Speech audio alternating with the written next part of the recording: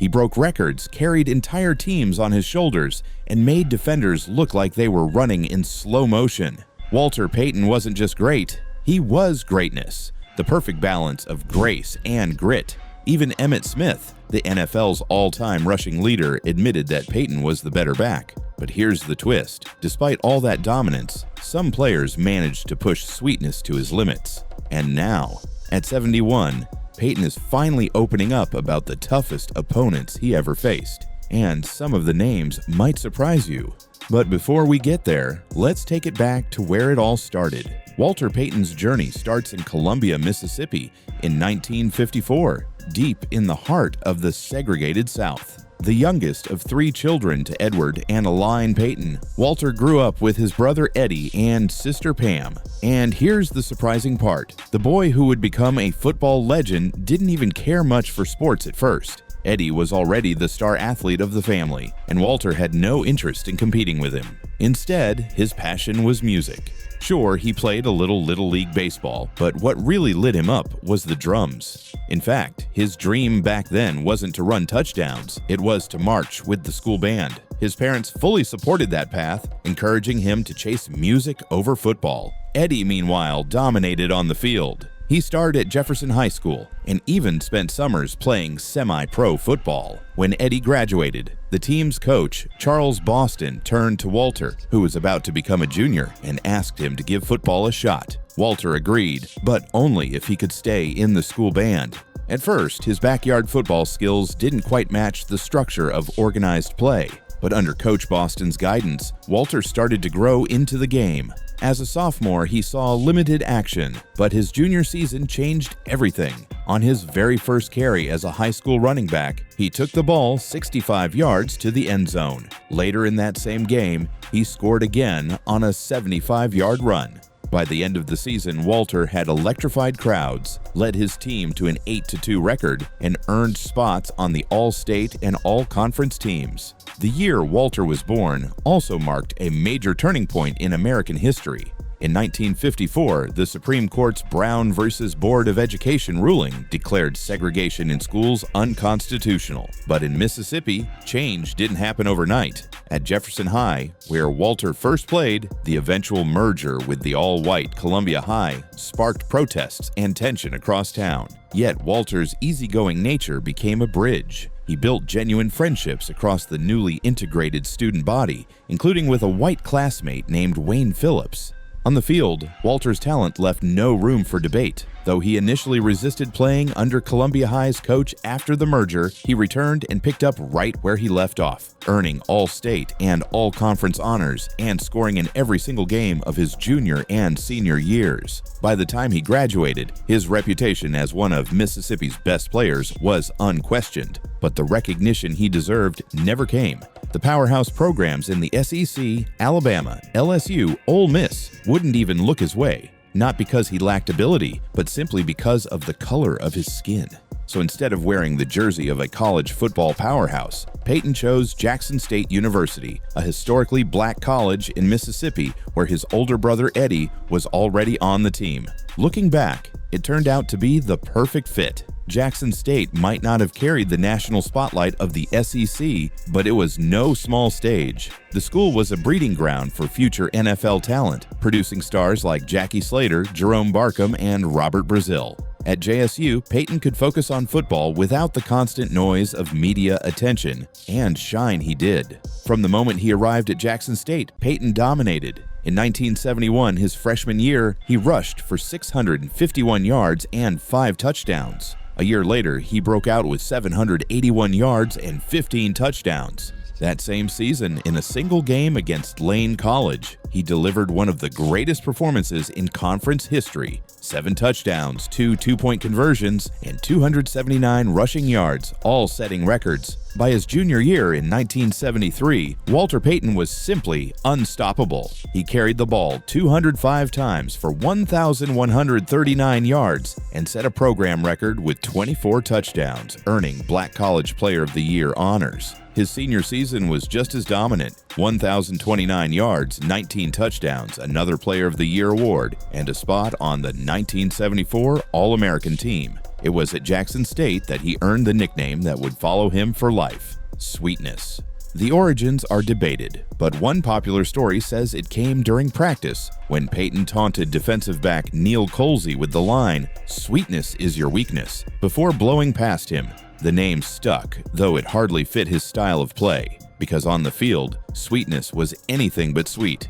In just 4 years with the Tigers, Payton racked up 598 carries for 3,600 yards, an incredible 6 yards a pop. He found the end zone 63 times, a school record, and even set an NCAA mark with 464 career points. Sure, he played at a smaller program, but his talent was too big to overlook. By the time the 1975 draft came around, Payton wasn't just another prospect. He was a record-shattering All-American that every NFL team had their eye on.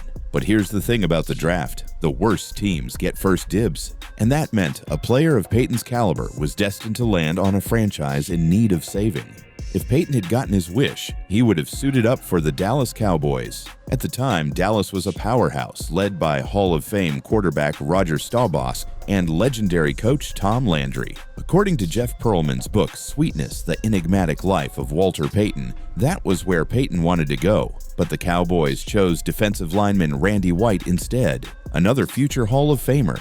Instead, with the 4th overall pick, Payton was drafted by the Chicago Bears. It was far from a dream scenario. The Bears were one of the weakest teams in the league, stuck in a cycle of losing with little hope on the horizon. Payton was so disappointed by the news that he actually broke down in tears. Adding to the pressure was the shadow of the man he was drafted to replace, Gale Sayers, the electrifying Kansas Comet. Since Sayers retired in 1972, the Bears had been searching for someone who could fill his shoes. They hoped Payton would be that player, though his early start didn't immediately inspire confidence. In his rookie year, Payton started 7 games, but his very first outing was a forgettable one: 8 carries for 0 yards. Still, by the end of the season, signs of his potential were beginning to show.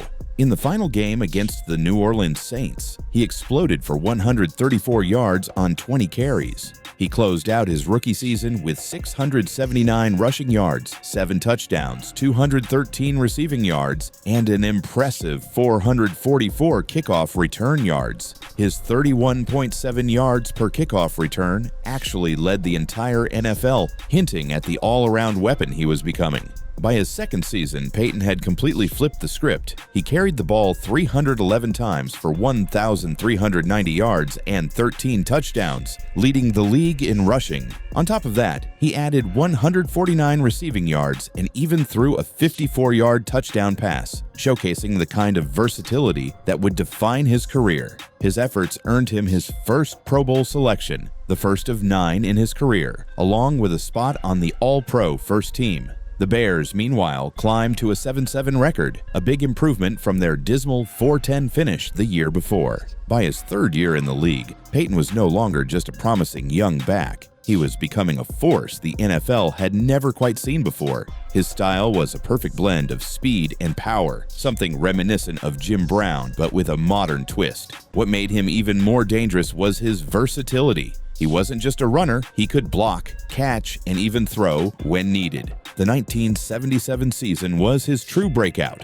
the year he announced himself as one of the league's elite. Payton carried the ball 339 times for 1,852 yards, a career high, while averaging 5.5 yards per carry and more than 132 yards per game. He scored 14 rushing touchdowns, added another 269 receiving yards with 2 more scores, and led the NFL in almost every major rushing category, including total yards from scrimmage. That same year, he delivered one of the most legendary single-game performances in football history. On November 20th against Minnesota, he piled up 77 rushing yards in just the first quarter. By halftime, he had 144. After 3 quarters, the total climbed to 192. Then, in the fourth, he ripped off a 58-yard run that sealed a jaw-dropping 275-yard day, breaking O.J. Simpson's record. The feat was remarkable enough, but what made it unforgettable was the fact that Payton did it all while playing with a 101-degree fever and the flu. Every one of his 40 carries looked like a battle against his own body, yet his strength never faded. That record stood untouched until the year 2000. The accolades kept stacking up. He wasn't just a Pro Bowler, he was first-team All-Pro, NFL MVP, Offensive Player of the Year, and even Man of the Year, an award that would eventually carry his name. For the first time since 1963, the Bears reached the playoffs, only to be crushed by Dallas in the divisional round. But Payton's story didn't stall there. In 1978, he once again carried the load, leading the league with 333 carries, racking up nearly 1,400 yards on the ground, 11 touchdowns, and close to 500 more through the air. Still, Chicago finished just 7-9. A year later, the Bears clawed their way back to the postseason but fell to the Eagles in the wild card. Payton, meanwhile, refused to slow down. 369 carries, over 1,600 rushing yards, 14 touchdowns, and more than 300 receiving yards. The message was loud and clear. Walter Payton was a one-man army. In his first 7 seasons, he made 5 Pro Bowls, while the rest of the roster combined for just 6. With no free agency to bring in reinforcements, defenses stacked the box against him week after week, fully aware he was Chicago's only weapon. And somehow, he still found a way to dominate. Finally, in 1982, the franchise took a bold step forward by hiring former Bears tight end Mike Ditka as head coach. His first 2 seasons were far from flawless, but there was no denying he was steering the team in the right direction. And at the center of it all was Walter Payton, the heartbeat of the franchise, shouldering the offense year after year. Then came 1984, when the Bears truly started to look like a team on the rise. They stormed out of the gate with 3 straight wins and wrapped up the season 10-6, cruising to the top of the NFC Central. But what really defined that year wasn't the record. It was the moment Payton closed in on Jim Brown's legendary rushing mark. That season, the Bears made noise in the playoffs as well. They earned their first postseason victory since 1963, beating Washington on the road in a game where Payton even threw a touchdown pass to tight end Pat Dunsmore. The magical run ended the following week with a loss to San Francisco in the NFC Championship. Cameras caught a heartbroken Payton sitting alone on the bench, despite finishing the year with 1,684 rushing yards, the second highest total of his career. He admitted afterward how devastating the loss felt. Chicago had been so close, and he knew there was no guarantee he would ever get another shot at a Super Bowl. The following year, 1985, everything finally came together. The Bears became one of the most colorful, larger-than-life teams the NFL had ever seen. They had Jim McMahon, the rebellious quarterback with a knack for grabbing headlines, William the Refrigerator, Perry, the massive lineman who occasionally lined up at running back, became a fan favorite. And on defense, Buddy Ryan's ferocious 46 scheme terrorized offenses, backed by stars at nearly every position. Head coach Mike Ditka oversaw it all, while Walter Payton remained the engine of the offense, rushing for 1,551 yards and 9 touchdowns. That season, Chicago bulldozed opponents, finishing with an incredible 15-1 record. Off the field, they showed just as much personality, recording the now famous Super Bowl Shuffle. Payton had some of the most memorable lines, and while it looked like lighthearted fun, the single actually raised money for families in need across Chicago through the Community Trust. On the field, the Bears were even better. They steamrolled through the playoffs, shutting out both the Giants and the Rams on their way to Super Bowl 20. In the big game, the Bears faced the New England Patriots, but it was no contest. Chicago overwhelmed them in every possible way, cruising to a 46-10 victory. The only blemish was that Walter Payton, the face of the franchise and one of the most prolific scorers in football history, never reached the end zone. He carried the ball 22 times for 61 yards, but also lost a fumble, and the spotlight shifted to unlikely heroes, including William Perry, who scored rushing touchdown from the goal line. For Payton, the moment was heartbreaking. After the game, he tossed his pads aside in frustration and broke down in tears before finally pulling himself together. Still, Despite the personal sting, he had achieved the one thing that had always slipped through his fingers: a Super Bowl ring. By 1986, the Bears looked like a machine no one could stop, powering to a 14-2 record. But that dominance didn't carry into the playoffs.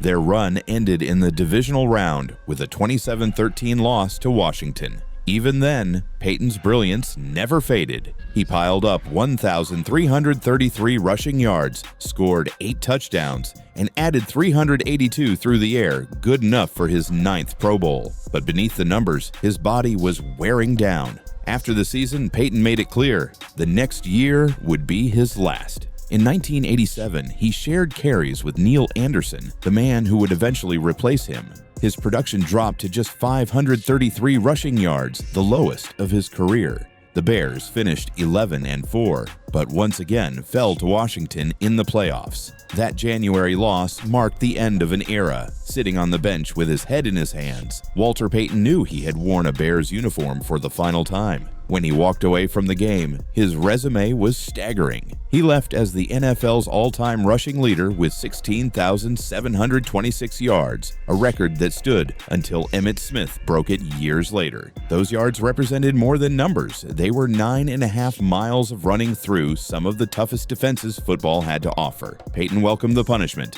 Instead of dodging contact, he would lower his shoulder and explode into defenders, insisting that if he had to be hit, he'd never let the tackler get the easy shot. Despite playing one of the most grueling positions in sports, Payton missed only one game in his 13-year Hall of Fame career, just one. He scored 110 rushing touchdowns, caught 492 passes for another 4,538 yards, and added 15 more scores through the air. He even threw 8 touchdown passes, more than some quarterbacks. He became a Super Bowl champion, a 9-time Pro Bowler, and a 5-time first-team All-Pro. He was the league MVP, the Offensive Player of the Year, and a Man of the Year winner.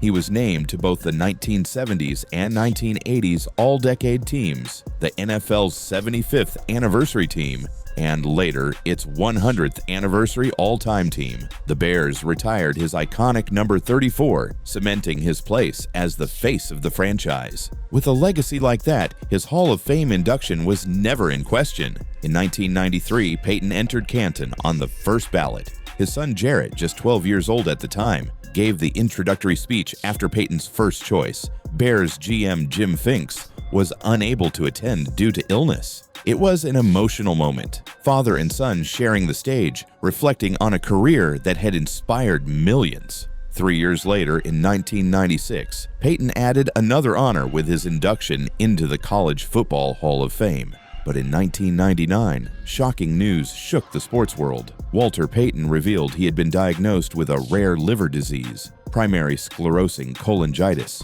a condition that could lead to cancer. The announcement gave chilling new weight to his lifelong motto, "And never die easy," and his reminder that tomorrow is promised to no one. He'd been feeling off since 1998, but in classic Payton fashion, he kept it to himself. He brushed off concerns, even joking that he was training for a marathon. When the truth finally came out, Chicago and the entire football world rallied behind him. But Walter stayed private, spending most of his last months away from the spotlight. Behind closed doors, his health declined. He was put on the liver transplant list, but true to his character, he refused any special treatment despite his fame. By summer, the cancer had spread, leaving little chance for a transplant. Surrounded by family and close friends like Mike Singletary and Matt Suhey, Walter spent his final days at home. Then, on November 1st, 1999, the world received the heartbreaking news: Walter Payton had passed away.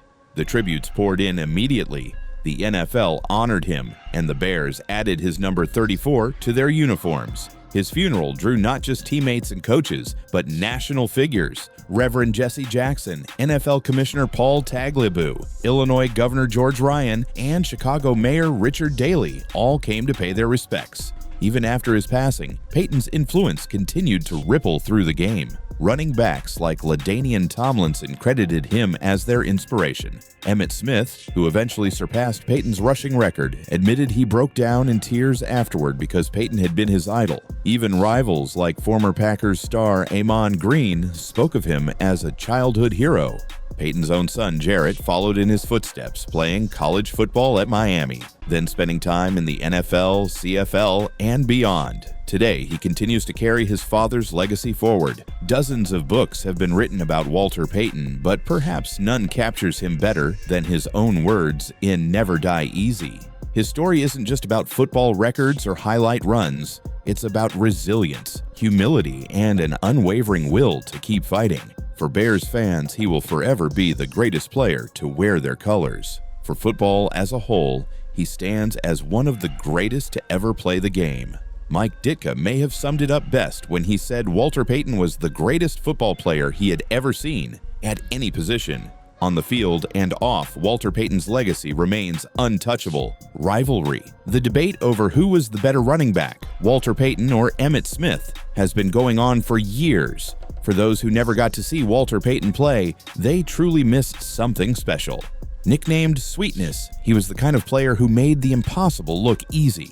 Even Emmitt Smith himself has admitted that Payton was the better player. Many point to Smith's incredible streak of 10 straight seasons with over 1,000 rushing yards. Impressive, no doubt, but Payton's numbers take it a step further. He recorded 10 seasons with more than 1,200 yards, 9 seasons over 1,300, and 4 years where he broke the 1,500-yard mark. What makes those numbers even more remarkable is the fact that he did it without much help. For much of his career, he didn't have a strong offensive line, a threatening passing game, or even reliable teammates around him. Payton carried entire teams on his back. Take 1977 as the perfect example. That season, in just 14 games, he rushed for 1,852 yards, averaging 132 yards per game. That average is the exact same as Eric Dickerson's during his record-setting 2,105-yard season, except Dickerson needed 2 more games to get there. In the history of 14-game seasons, only O.J. Simpson with 2,003 yards and Jim Brown with 1,863 yards managed to outdo Payton, compared to other legendary years like Jamal Lewis in 2003, Earl Campbell in 1979, or even Barry Sanders and Chris Johnson during their 2,000-yard campaigns. Payton's 1977 still stands shoulder to shoulder with the very best. Meanwhile, Emmitt Smith never topped 1,773 yards in a 16-game season. His best year did include 25 touchdowns compared to Payton's 14 in 1977, which makes it closer to a draw when you line up those 2 single seasons. But what separates Payton is the context.